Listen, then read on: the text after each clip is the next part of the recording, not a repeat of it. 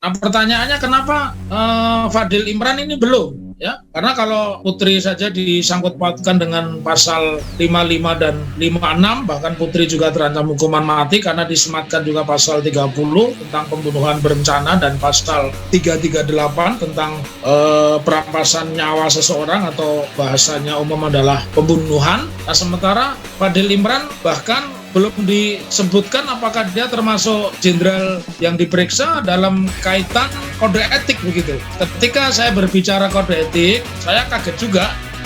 Saya dari awal sudah memprediksi Pak Mahfud ini seperti apa ya, anak kecil dimandikan begitu, suam-suam kuku, panasnya air gitu. Nah, justru menariknya mungkin ada tekanan-tekanan tertentu karena tidak bisa dilepaskan juga. Tadi Mas Ahmad Khosinuddin menyebut Kaisar Sambo, walaupun saya mungkin mendukung, tapi saya tidak menganggap itu sebagai dokumen hukum ya, karena itu bisa saja perang di internal polisi. Hari ini polisi sudah perang dalam tanda petik antara kelompok yang mendukung Sambo dan kelompok lain yang tidak sepakat dengan Sambo ya.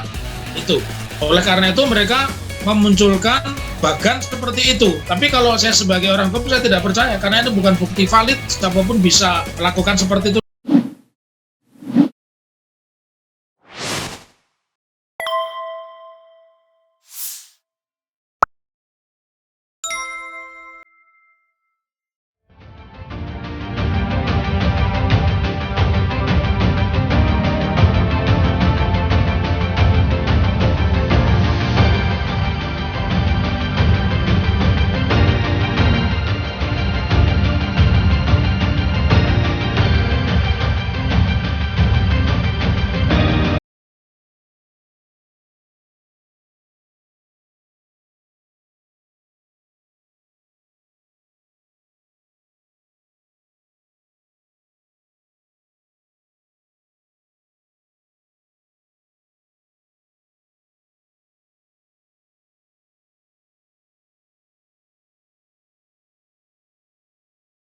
Assalamualaikum Dokter Muhammad Taufik. Waalaikumsalam warahmatullahi wabarakatuh. Gimana dokter legal opinionnya dokter melihat update perkembangan terbaru tadi juga sudah sampaikan Pak Sulaiman tentu. Dari awal ya, karena mau tidak mau kita harus menyebut itu tekanan massa ya. Awal-awalnya kan Pak Sigit itu tidak aktif ya. Jadi yang mengambil peran ini kan Wakapolri, Kabar Reskrim ya, dan Irwasum ya. Semuanya itu bintang 3. Nah, kalau hari ini diumumkan bahwa Putri itu pasalnya hampir sama yang dikenakan dengan Sambo ya.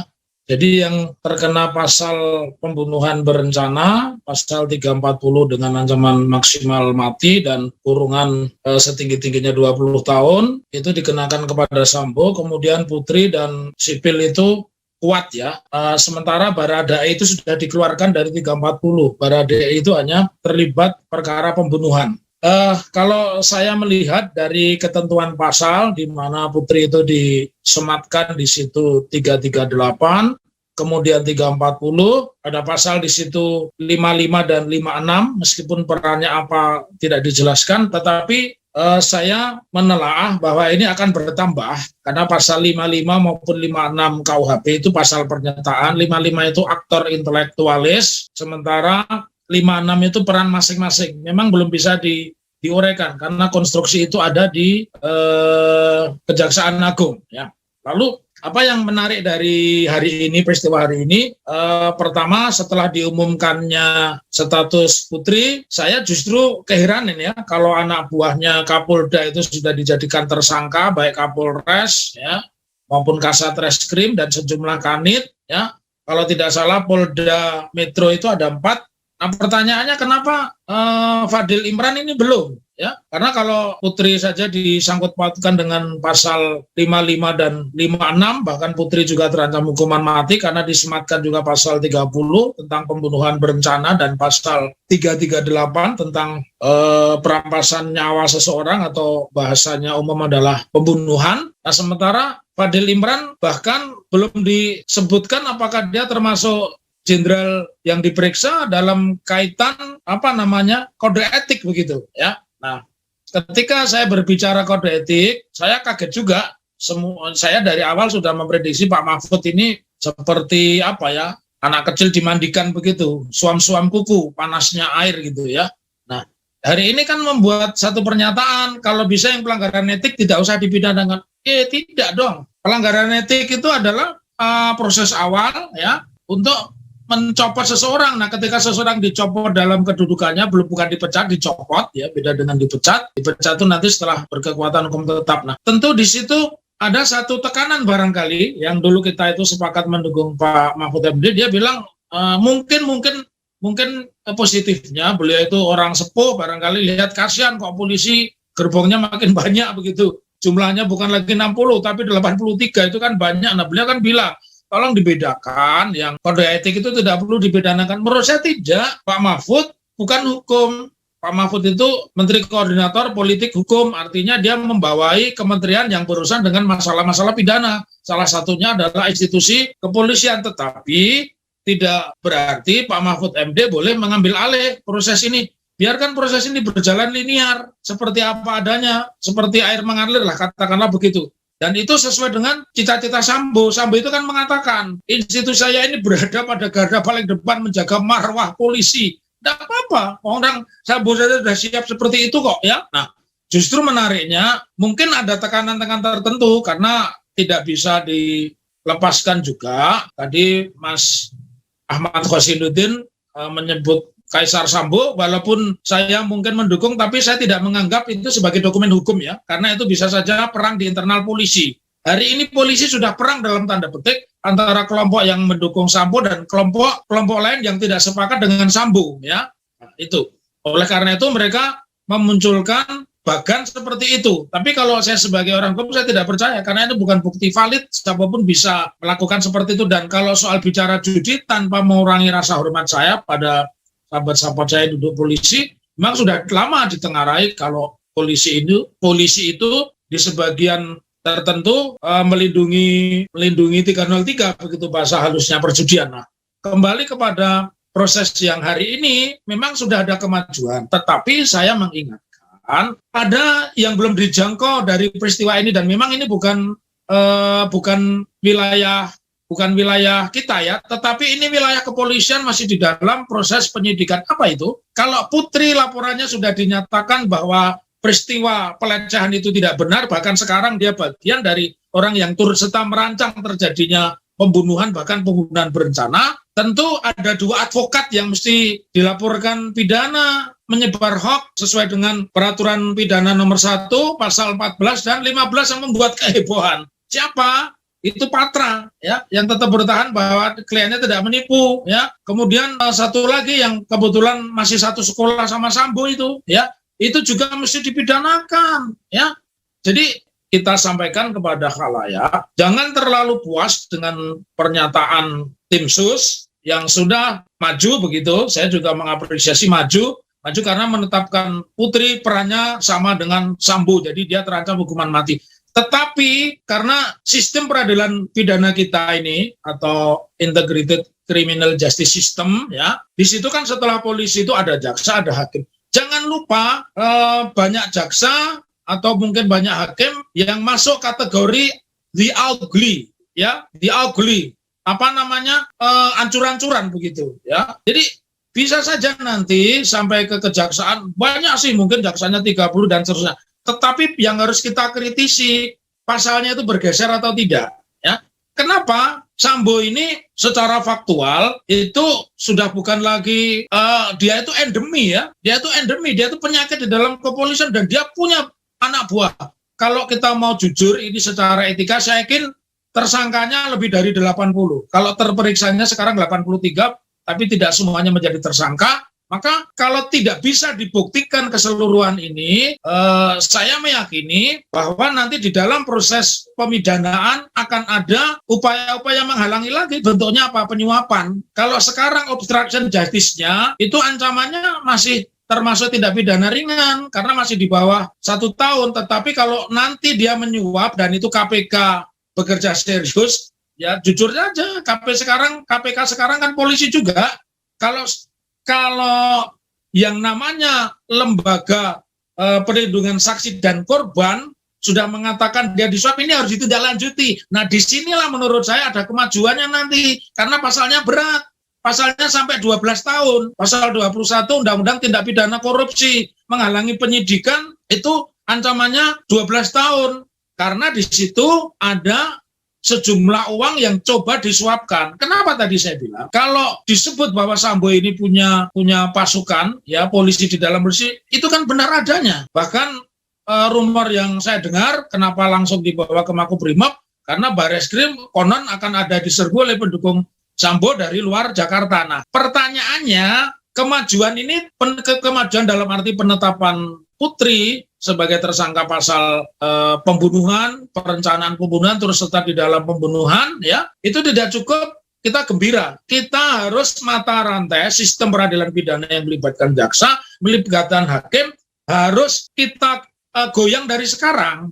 Kenapa? Karena banyak putusan kontroversi. Anda tentu ingat bagaimana Sarpin dulu bisa mengabulkan pra-peradilan yang memposisikan Budi Gunawan itu bukan sebagai penyidik, sehingga dia yang sudah ditetapkan tersangka oleh Novel Baswedan tiba-tiba lepas dan sekarang dia menjabat sebagai Ketua Badan Intelijen Negara. Jadi sesuatu yang menurut akademik itu tidak mungkin, tetapi di dalam praktek Indonesia itu sangat mungkin. Karena Indonesia ini mengenal asas civil law. Civil law itu mendasarkan hukum positif. Ketika hukum positif, masyarakat itu tidak bisa berbuat apa-apa.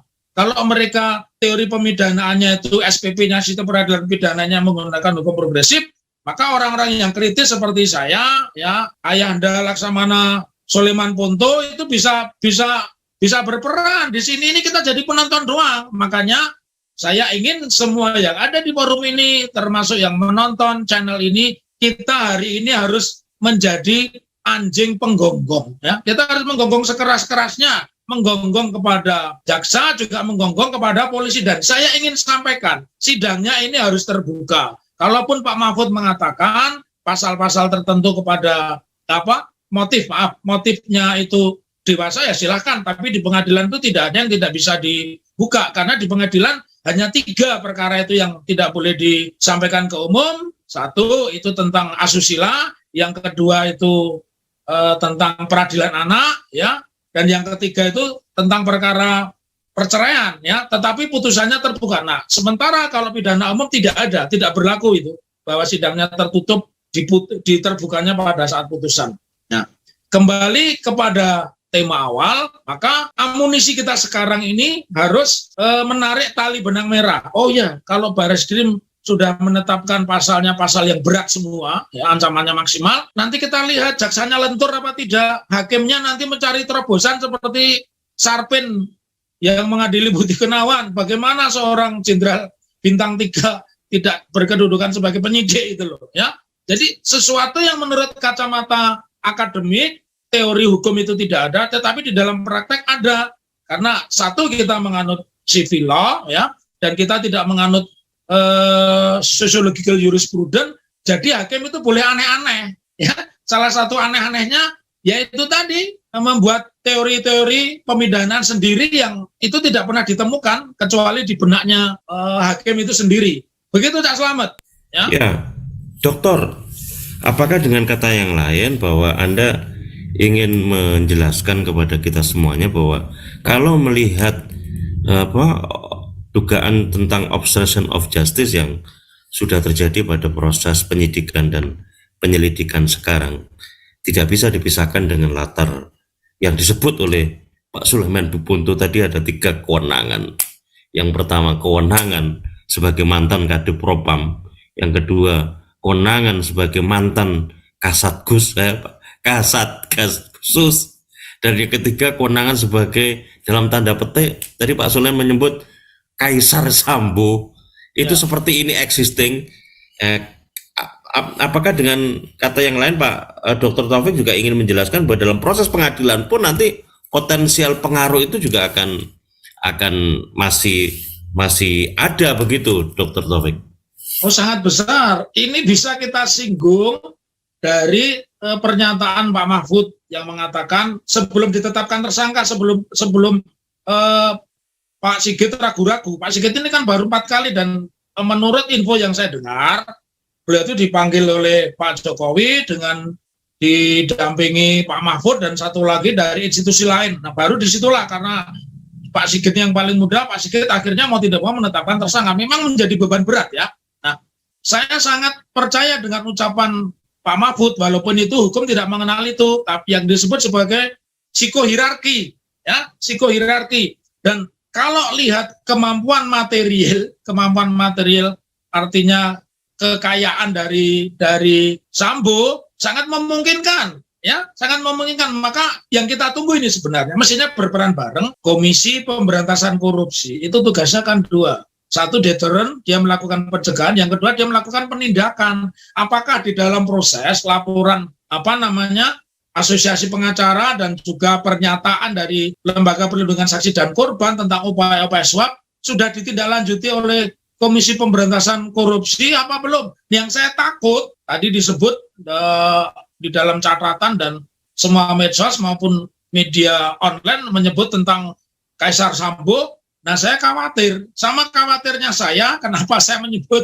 DPR itu seperti burung perkutut ya, yang tidak berani menekan Sambo menggunakan hak politik mereka memanggil Tito Karnavian, karena awal-awal Satgasus 2019 itu sprintnya, surat perintahnya itu diteken oleh siapa ini namanya Tito Karnavian, dan Tito Karnavian ini linear sekali, dia mengkader Sigit, dan termasuk di dalamnya kalau lihat video-videonya Tito itu kan di sebelah kanannya ada Sambo ya. Nah, artinya kekuasaan psikohierarki ini sangat berpengaruh besar, dan itu ditambah kekuatan materi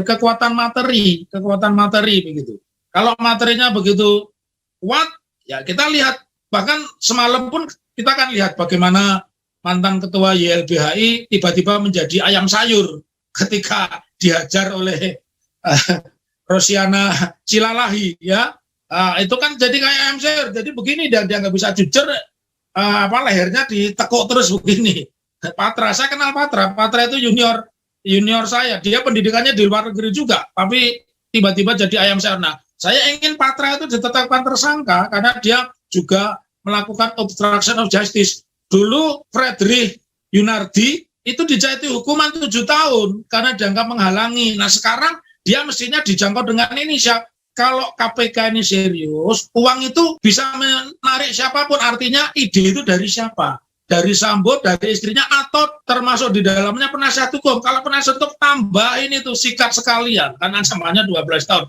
Jadi begitu, saya sengaja membuat pernyataan seperti ini itu biar tidak ada lubang tikus ya yang bisa ditutupi. Lubang tikus, lubang kecil apapun kita buka dari sekarang.